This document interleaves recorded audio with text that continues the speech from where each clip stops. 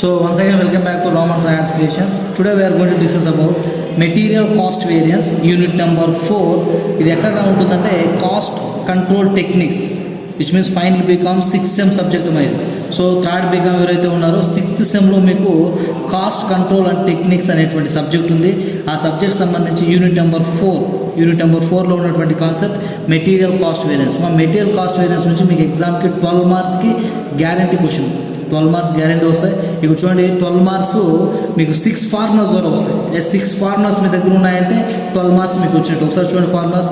Material cost variance is equal to, material cost variance అంటే ఇక్కడ standard cost and actual cost అనేవి influence చేస్తాయమ్మా.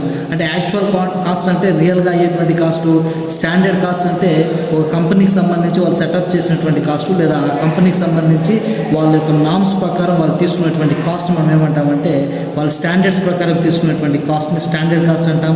Actual cost అంటే మ్యానుఫ్యాక్చరింగ్కి వెళ్ళిన తర్వాత అయ్యేటువంటి కాస్ట్. ఫర్ ఎగ్జాంపుల్ ఒక పెన్నుని మ్యానుఫ్యాక్చరింగ్ చేయడానికి 5 రూపీస్ అవుతుంది అని అనుకుంటాం, కానీ మ్యానుఫ్యాక్చరింగ్లో దిగిన తర్వాత 5 రూపీస్ అవ్వచ్చు, 4 రూపీస్ అవ్వచ్చు. సో 5 రూపీస్ అవుతుంది అనుకునేది స్టాండర్డ్ కాస్ట్ అవుతుంది, ఎంతైతే అవుతుందో అది యాక్చువల్ కాస్ట్ అవుతుంది. సో ఆ విధంగా material cost variance is equal formula note చేసుకోండి. Standard cost minus actual cost. Standard cost minus actual cost. Standard cost is equal గుర్తుపెట్టుకోండి standard quantity into standard price. Actual cost is equal ఏమొస్తుంది actual quantity into actual price. ఇది first one. Material cost variance is equal to standard cost minus actual cost. Next second one material price variance. బాగా గుర్తుపెట్టుకోండి material price variance కాబట్టి ఇక్కడ ప్రైజే మనకి influence చేస్తుంది. So material price variance is equal ఏమో formula అంటే actual quantity into price variance కాబట్టి standard price minus actual price. ఎప్పుడు స్టాండర్డ్ ప్రైస్లో నుంచి యాక్చువల్ ప్రైస్ని మనం లెస్ చేస్తామా, స్టాండర్డ్లో నుంచి యాక్చువల్ ఎప్పుడు లెస్ చేస్తాం గుర్తుపెట్టుకోండి. So material price variance is equal to actual quantity into standard price minus actual price. Next third one material usage variance. Usage variance దేనికి సంబంధించింది క్వాంటిటీకి సంబంధించింది. సో కాబట్టి standard price into standard quantity minus actual quantity. Next material mix variance. Fourth one material mix variance is equal గుర్తుపెట్టుకోండి standard price into revised standard quantity minus actual quantity. మాది 6 formulas మీరు నేర్చుకున్నట్టు 12 marks మీకు వచ్చినట్టే. Note which means not at all problem దాంతో. Next material sub usage variance. Material sub usage variance is equal to standard price into standard quantity minus revised standard quantity. Material sub usage variance is equal to standard price into standard quantity minus revised standard quantity. Next last one material yield variance. Material yield variance is equal చూడండి formula ఏముంటుందంటే standard rate per unit into standard yield minus actual yield. చూడండి మళ్ళీ చెప్తున్నాను material yield variance is equal to formula standard rate per unit into standard yield minus actual yield. So ఇవి formulas. ఈ 6 formulas మీరు నేర్చుకున్నట్లయితే 12 marks మీకు వచ్చినట్టు. So ఇప్పుడు చూడండి క్వశ్చన్ మనం ఆన్సర్ చేసుకుందాం. So which means problem number 1 find material cost variance, price variance, usage variance. ఈ 3 ఏమవుతాయంటే ఒక బ్రాంచ్ మీద. So cost variance, price variance, usage variance అనేవి ఏమవుతాయంటే ఈ 3 ఒక బ్రాంచ్ ఒక వెరిఫికేషన్లో మనం ఇక్కడ చేసుకోవాల్సి వస్తుంది. అంటే వీటి 3టికి ఒక రిలేషన్ ఉంటుంది. క్వశ్చన్ చూడండి. సో ఐటమ్ ఇచ్చాడు ఏ అనేటువంటి ప్రోడక్ట్ సంబంధించి యాక్చువల్ క్వాంటిటీ ఎంత అన్నాడు. యాక్చువల్ క్వాంటిటీ అంటే ఇవి యూనిట్స్ 500 యూనిట్స్ తీసుకున్నారు. స్టాండర్డ్ ప్రైస్ అంటే రూపీస్ ఎంత, ఒక్కొక్క యూనిట్ వాల్యూ 40 రూపీస్ అన్నాడు.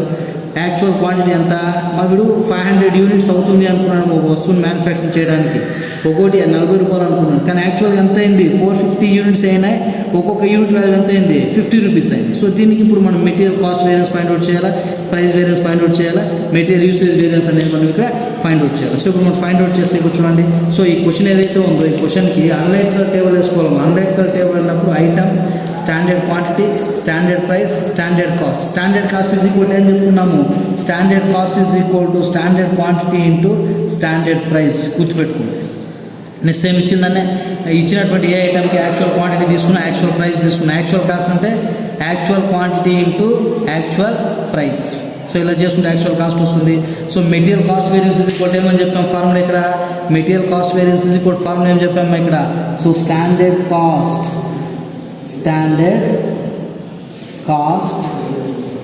Minus actual cost.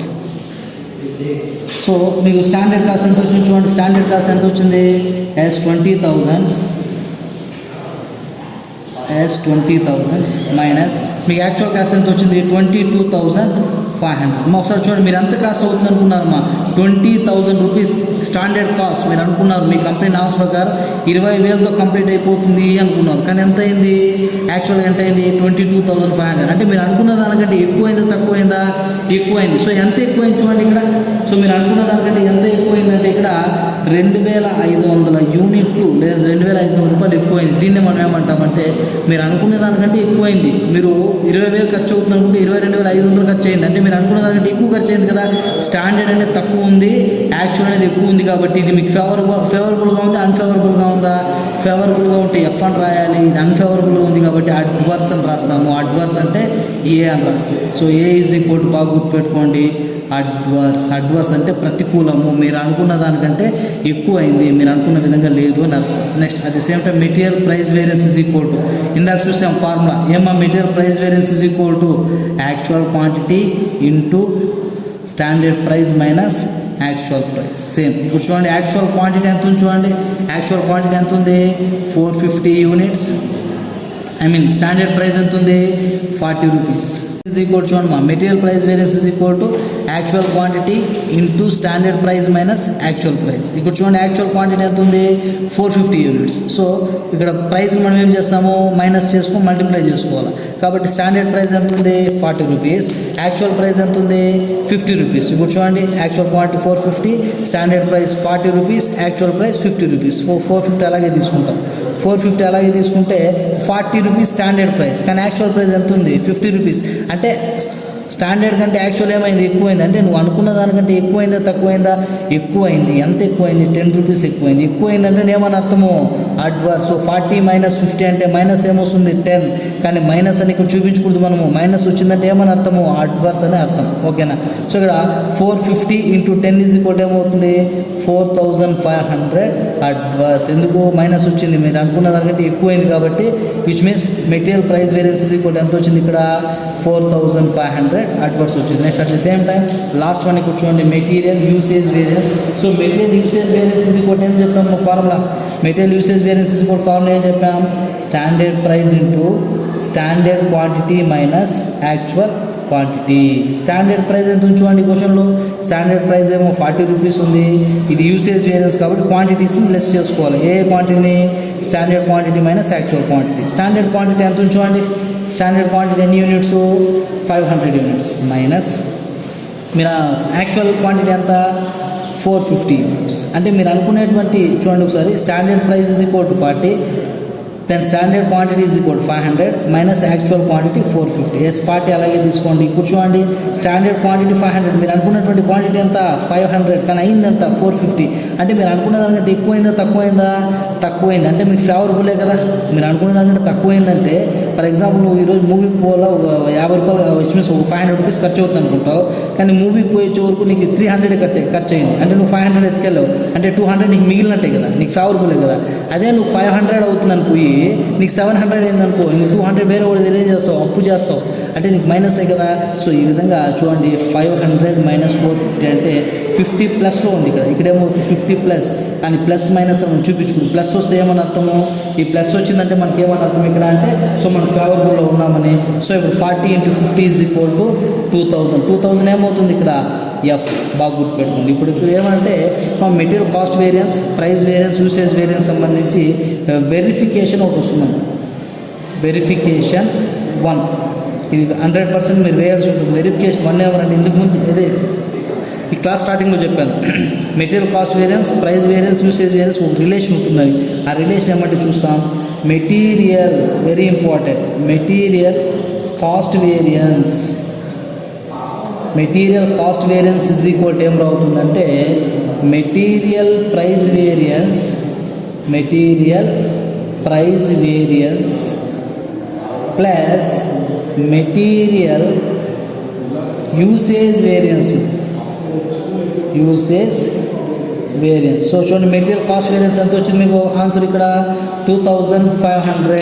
Yes 2500 adverse వచ్చింది. అది దేనికి ఈక్వల్ కావాలా ప్రైస్ వేరియన్స్ ఆన్సర్కి, యూసేజ్ వేరియన్స్ ఆన్సర్కి ఈక్వల్ అవ్వాలి. అవుతుందో చూడండి 4500 ఏ ప్రైస్ వేరియన్స్ ఎంత వచ్చింది 3500 ఏ ప్లస్ ఇది యూసేజ్ వేరియన్స్ ఎంత వచ్చింది 2000 F. ఇవి చూడండి ఈ 2500 A అలాగే తీసుకుంటాం is equal to 4500 A minus 2000 F. So 4500 నుంచి ఎఫ్ని ఏం చేయాలి, ఏది ఎక్కువ ఉంది అదే తీసుకోవాలి.